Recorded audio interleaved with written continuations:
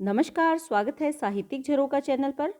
आज हम करेंगे बिहारी के दोहे व्याख्या भाग 3। बिहारी जी रीति काव्यधारा के प्रसिद्ध कवि हैं और इनका एकमात्र ग्रंथ बिहारी सतसई इनकी प्रसिद्धि का कारण है। हम यहाँ पर उन्हीं के ग्रंथ में बिहारी सतसई में संकलित दोहों की व्याख्या यहाँ पर कर रहे हैं। तो आइए व्याख्या प्रारंभ करते हैं। यहाँ पर कवि क्या कहते हैं? स्वार्थु सुकृतु ने श्रमु वृथा, देखी विहंग विचारी, बाज पराए पानी परी, तू पच्छिनु न मारी। किसको संबोधित किया है? बाज को। ये एक अन्योक्तिप्रक दोहा है। अन्योक्ति अर्थात किसी और को माध्यम बनाकर किसी अन्य तक संदेश पहुंचाना। बाज को माध्यम बनाया है किसको संदेश पहुंचाने के लिए? जयपुर नरेश जयसिंह को संदेश पहुंचाने के लिए इस दोहे का प्रयोग किया है। बाज के माध्यम से वो क्या कहना चाहते हैं जयसिंह को कि स्वार्थु यानी अपने स्वार्थ के लिए, सुकृत यानी अच्छा कर्म, न यानी नहीं, श्रमु वृथा, श्रम यानी मेहनत, वृथा अर्थात बेकार, देखो विहंग यानी पक्षी, विचारी विचार कर। किससे कह रहे हैं? बाज से। बाज को संबोधित किया है और यहाँ पर क्या कह रहे हैं कि इसमें स्वार्थु कि ना तो तुम्हारा स्वार्थ इसमें सिद्ध होगा। बाज को कहते हैं कि तुम क्या कर रहे हो? तुम पच्छिनु यानी पक्षियों को, न नहीं मारी मारो। क्या कह रहे हैं कि तुम जो पक्षियों को मार रहे हो वो मत मारो, क्योंकि इसमें ना तो तुम्हारा स्वार्थ सिद्ध होगा, ना ही तुम्हारे ये अच्छे कर्म हैं, ना ही तुम्हें इस कर्म का अच्छा फल मिलेगा, और तुम्हारी जो ये मेहनत है, ये श्रम है, ये वृथा यानी बेकार चली जाएगी। देखो, सोचो हे विहंग, हे पक्षी, तुम मेरी बात पर विचार करो। और तुम पराए यानी दूसरों के, पानी अर्थात वश में, परी और पढ़कर कि दूसरों के वश में पढ़कर, तू यानी तुम पक्षियों को मत मारो। तो यहाँ पर क्या कहते हैं? बाज एक शक्तिशाली पक्षी है और वो पक्षियों को मारने में माहिर है। उसी प्रकार वो राजा जयसिंह को कहते हैं कि तुम पराया, यहाँ पर कौन है? पराया है औरंगजेब, जो मुगल शासक थे औरंगजेब, उनके वश में होकर या उनके अधीन होकर जो जयपुर नरेश राजा जयसिंह है, वो अपने हिंदू राजाओं के विरुद्ध युद्ध करने को तैयार थे या युद्ध करने को तत्पर थे, औरंगजेब का साथ देने के लिए तैयार थे। औरंगजेब के साथ मिलकर अपने ही स्थानीय राजाओं के विरुद्ध युद्ध कर रहे थे। तो उसको बताना चाहते हैं राजा जयसिंह को कि ऐसा करके पराए पानी परी, पराए दुश्मन के वश में होकर तुम हमारे ही हिंदुओं का नाश मत करो, नष्ट मत करो। ऐसा करने से ना तो तुम्हारा स्वार्थ सिद्ध होगा, ना ही तुम्हें कोई इसका अच्छा फल मिलेगा, और तुम जो इतनी मेहनत कर रहे हो ये बेकार में चली जाएगी। हे पक्षी या हे राजा, तुम विचार करो, मेरी बात को समझो या इस पर विचार करो। तो यहाँ पर संबोधित किसको किया है? राजा जयसिंह को किया है। और किसके लिए समझाना चाहते हैं? क्योंकि औरंगजेब का साथ देने का मतलब है मुगल साम्राज्य को मजबूत करना, और राजा जयसिंह ऐसा ही कार्य कर रहे थे। जो तत्कालीन आसपास के हिंदू राजा थे उनके विरुद्ध औरंगजेब का साथ दे रहे थे। तो बाज के माध्यम से, यानी अन्योक्तिपरक दोहा है, और बाज के माध्यम से राजा जयसिंह को समझाने का कवि ने प्रयास किया है। आगे कवि कहते हैं, नर की अरु नल नीर की, गति एके करि जोई, जेतो नीचे हवे चले, तेतो ऊंचो होई। तो यहाँ पर कवि क्या बताना चाहते हैं?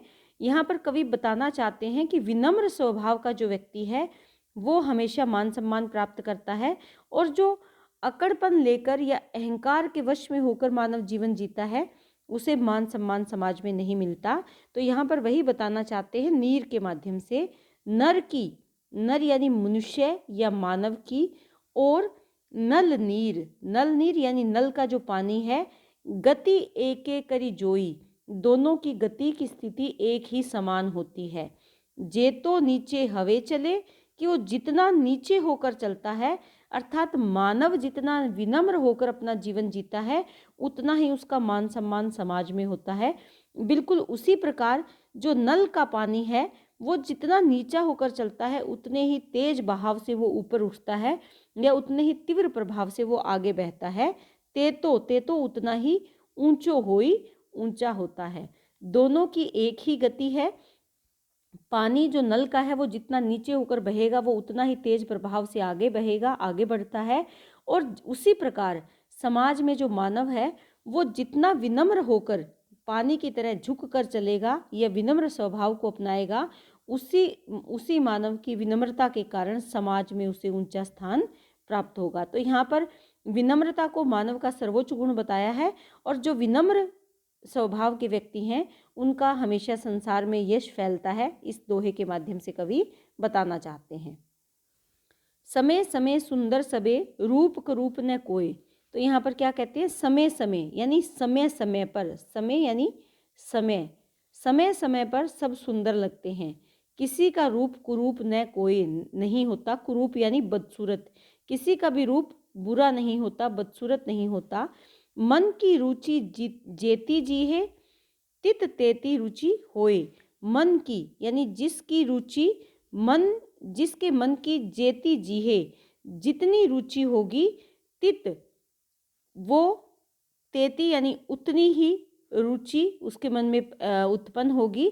यहाँ पर क्या कहना चाहते हैं कि जिस व्यक्ति की रुचि जिस चीज़ अथवा व्यक्ति के प्रति होती है वही चीज़ या व्यक्ति उसको अच्छा या सुंदर लगता है, जबकि कोई रूप या कुरूप नहीं होता। तो यहाँ पर किसी के सौंदर्य का अंदाज़ा कैसे लगाया जाता है, मन की रुचि से।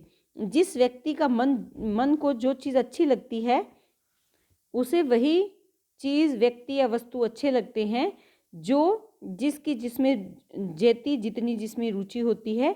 और वो सब रुचि कैसे, समय समय के साथ, वक्त के साथ सुंदरता बदलती रहती है। कोई भी रूप या कुरूप नहीं होता, कोई भी सुंदर और बदसूरत नहीं होता, बल्कि ये किस पर निर्भर करता है, व्यक्ति के मन पर निर्भर करता है।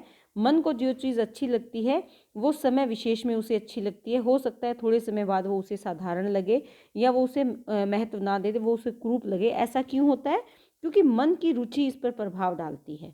तो यहाँ पर बताया है कि ईश्वर के द्वारा रचित सभी रचना, सभी मानव जन प्राणी सुंदर हैं, लेकिन वो निर्भर किस पर करता है, व्यक्ति के मन या उसकी रुचि पर निर्भर करता है। बसे बुराई जासू तन ताही को सन मानू।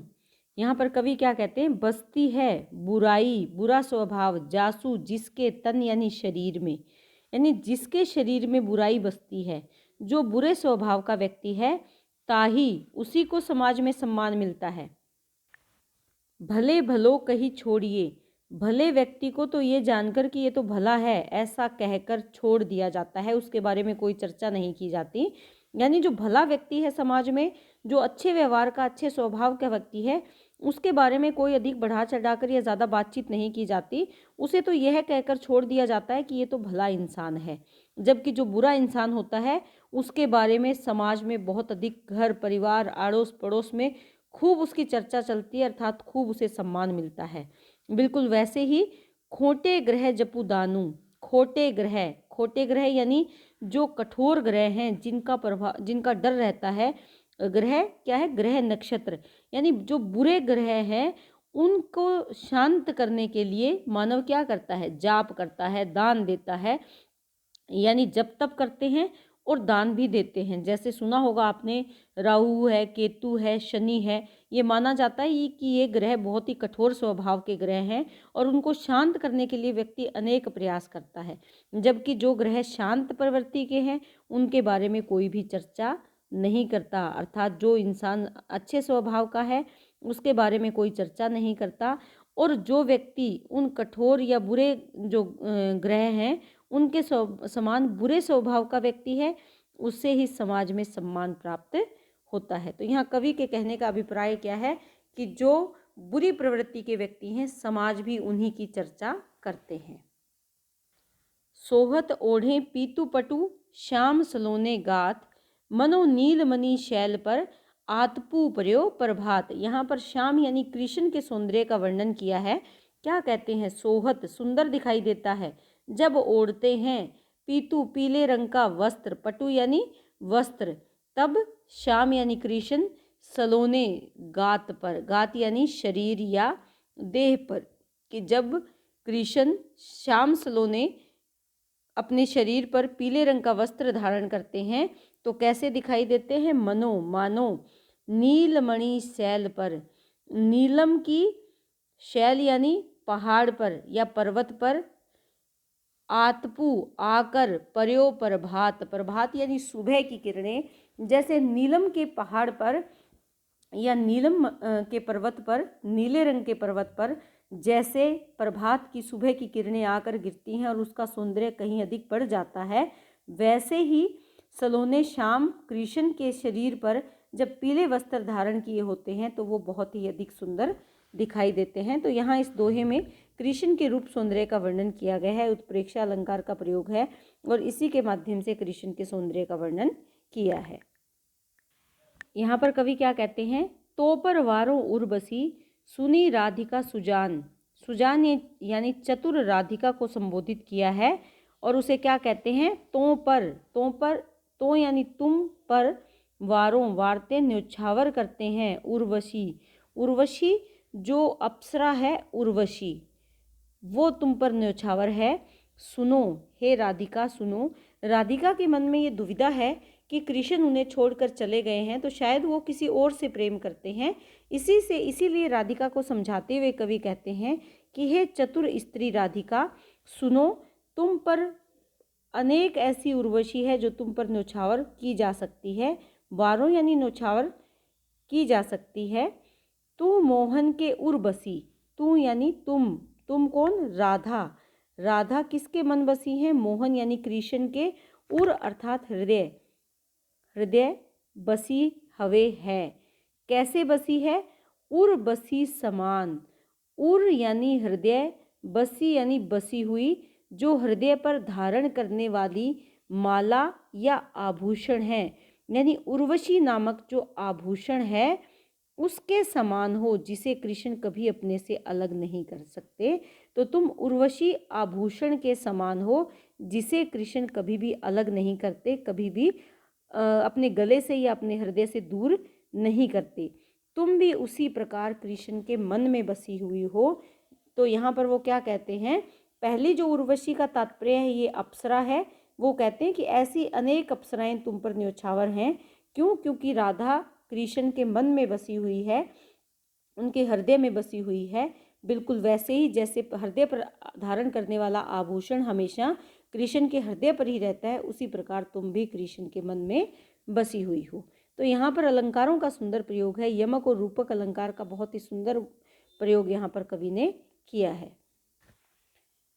कवि कहते हैं, जुवती जुहने में मिली गई, नेक न होत लखाई, सोंधे के डोरे लगी, अली चली संग जाई। जुवती यहाँ पर कौन है? राधा। राधा जोन है। जोन का तात्पर्य क्या है? चांदनी। मैं मिली गई कि राधा इतनी सुंदर है, वो इतनी गोरी है कि वो उसका रंग चांदनी में मिल गया है। रात्रि के समय चांदनी में उसका रंग मिल गया है। नेक न होत लखाई। नेक नेक न नहीं हो रही, लखाई यानी दिखाई देना, किसी को भी दिखाई नहीं दे रही। नैक न होत, किसी को भी, न यानी नहीं, होती हो रही, दिखाई, किसी को भी दिखाई नहीं दे रही। सोंधे, सोंधे क्या है? खुशबू या सुगंध। के डोरे, डोरे यानी डोर, किसकी डोर? सुगंध की डोर। ऐसे लगता है मानो कि सुगंध की डोर लगी है। अली, अली क्या है? सखी जो उसके साथ चल रही हैं। चली संग जाई, चली हुई जा रही हैं उसके साथ, और कैसे? उसकी खुशबू को पहचानती है वो, और ऐसे लगता है कि वो उनको दिखाई तो नहीं दे रही, लेकिन वो सुगंध की डोर से उनके साथ बंधी हुई है। वो जो सखियां हैं वो उस खुशबू की, राधा के तन की जो खुशबू आ रही है उसी को डोर समझ रही है, और उस खुशबू के साथ साथ वो आगे बढ़ रही है, उसके संग संग चली जा रही है। तो यहाँ पर क्या बताया है कि जो नायिका है वो सफ़ेद है, गोर वर्ण की है, और बिल्कुल चांदनी के समान उसका रूप सौंदर्य है, या चांदनी के समान चमकीली है। लेकिन इसी कारण जो उसकी सखियां हैं वो उसे देख नहीं पाती, लेकिन उसकी गंध को वो पहचान सकती है, जो उसके तन की सुगंध है उसे वो पहचानती है, और सखियां उसी खुशबू के साथ साथ बंधी हुई जैसे आगे चल रही है। तो यहाँ पर वैसे देखा जाए तो अतिशयोक्ति वर्णन किया है राधा के सौंदर्य का, और इसके साथ साथ नायिका के गौर वर्ण का सुंदर चित्रण है, और क्योंकि नायिका का जो रंग है वो चांदनी में मिल गया है, तो यहाँ पर सुगंध की डोर बनाई है, तो यहाँ पर अनुप्रास है। इसके साथ साथ उन्मिलित अलंकार का भी सुंदर प्रयोग किया है, लेकिन यहाँ पर अतिशोक्ति है, जो वर्णन किया है वो अतिशोक्तिपूर्ण वर्णन है राधा के सौंदर्य का। यहाँ पर नायिका क्या कहती हैं, हो रीझी, नायिका अपनी सखी को बता रही है, हो यानी मैं, रीझी का मतलब है आकर्षित हुई या प्रसन्न हुई, लखी, लखी देखकर, रीझी हूँ, छबही, रीझी हूँ आकर्षित हुई हूँ, छबी, छबही यानी रूप, छबीले लाल, छबीले लाल कौन है, कृष्ण के सौंदर्य है, कि कृष्ण की छवि को देखकर मैं उनकी तरफ रीझी हूँ, आकर्षित हुई हूँ। सोन जूही सी होती द्युति, मिलत मालती माल, सोन जूही, कि सोन जूही के समान उनकी द्युति है, कांति है, मिलत मिल रहे हैं, मालती की माला में, मालती की माला उन्होंने अपने गले में धारण कर रखी है। एक फूल, मालती का फूल या लता होती है, बेल होती है, उसके फूलों की माला उन्होंने धारण कर रखी है, और उनकी चमक इतनी मिलती जुलती है कि उनके जो सौंदर्य है वो ऐसे लगता है कि सोन जूही जैसी जो चमक है वो उनकी उसी में मिलती हुई, मालती की जो माला का सौंदर्य है वो भी उसी में मिल रहा है, यानी दोनों का सौंदर्य या दोनों का रूप या दोनों की छवि एकाकार हो रही है। तो यहाँ पर वो नायक की छवि पर मोहित हो गई है, और उसको देखकर अपनी सखी को वो इसके बारे में बता रही हैं। जोग जुगती सिखय सबे, मनो महामुनि मैन, यहाँ पर कवि क्या कहते हैं, जोग यानी योग, जुगती अर्थात तरीका, सिखय सिखाए हैं, सबे सभी, मानो मनो, महामुनि मैन, किसने सिखाए हैं, जो महामुनि हैं, कौन, कामदेव, कि मानो ऐसे लगता है कि महामुनि कामदेव ने सब विधियां, सब योग और सारे तरीके सिखा दिए हैं, किसको, नायिका को, इसीलिए चाहत पिय अद्वैतता, इसीलिए चाहती हैं अपने प्रिय से, अपने कृष्ण से, अद्वैतता अर्थात एकाकार हो जाना, जो द्वैत का भाव है वो समाप्त हो जाना, एकाकार हो जाना चाहती हैं, और इसी कारण काननू सेवत नैन, और उनके जो नैन हैं वो ऐसे, जो नायिका के नैन हैं वो कैसे हो गए हैं, काननचारी अर्थात कानों तक फैल गए हैं, जो उनके नेत्र हैं वो कहाँ तक हो गए हैं, कानों तक, किस लिए, अपने कृष्ण के रूप सौंदर्य को देखने के लिए, या उनके जो नायिका के जो नेत्र हैं वो केवल कृष्ण को ही देखना चाहते हैं, उसी के बारे में परस्पर चर्चा करना चाहते हैं, उसी के बारे में नायिका विचार करना चाहती है, तो इसीलिए उनके सौंदर्य को देखकर जो उनकी जो नैन है वो कानों तक फैल गए हैं। तो यहाँ पर जोग, अद्वैतता और कानन में श्लेष अलंकार का प्रयोग किया है, और जो हम देख रहे हैं कि ब्रज भाषा का सफल प्रयोग यहाँ पर किया है, लेकिन अतिशयोक्तिपूर्ण वर्णन रूप सौंदर्य का है, राधा के भी और कृष्ण के भी, ये आप ध्यान में रखेंगे। तो ये बिहारी जी के पदों की या इनके दोहों की व्याख्या मैंने यहाँ पर करने का प्रयास किया है। उम्मीद करती हूँ कि ये व्याख्या आपको बहुत अच्छे से समझ में आ रही है। बहुत बहुत धन्यवाद। अगर वीडियो अच्छा लगे तो कमेंट ज़रूर करें, और चैनल को लाइक, शेयर और सब्सक्राइब ज़रूर करें।